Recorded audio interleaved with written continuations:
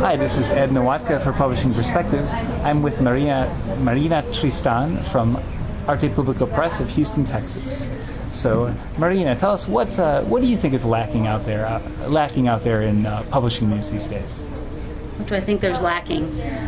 Honestly, Edward, I'm so busy, I don't get to read everything that hits my desk, and so there's so much out there that I can't even get to. In terms of publishing perspectives, I know your focus is going to be international publishing, and so I definitely would be interested in learning about what's being offered or sold from one country to the next, and what's being published, in different countries and available in the U.S. or what U.S. books are being sold overseas. And you mentioned the possibility of exploring what works in one country compared to what works in others. I think that's super interesting.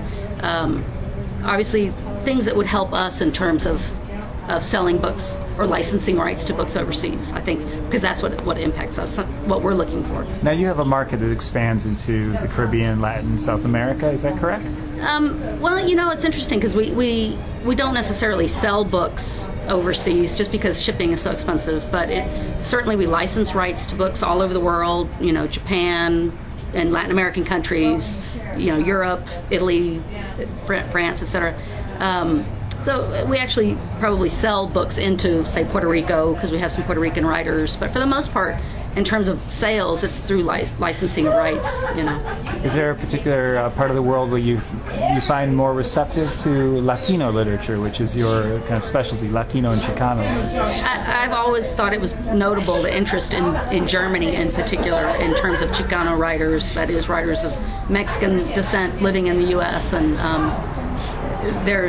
we get requests for books from Germany. They review our books. The professors teach our books in schools at the university level, and so there's just, I think, a huge interest in Western Europe for the most part. Why is that? I think it has to do with Germany has seen a big influx of Turkish immigrants, and so they're looking to us to see how we've handled the immigration of Mexicans into the U.S. And so Germany is dealing with the immigration of Turks, and how do they handle it? And so they look to what we've done here to see how they might handle similar situations.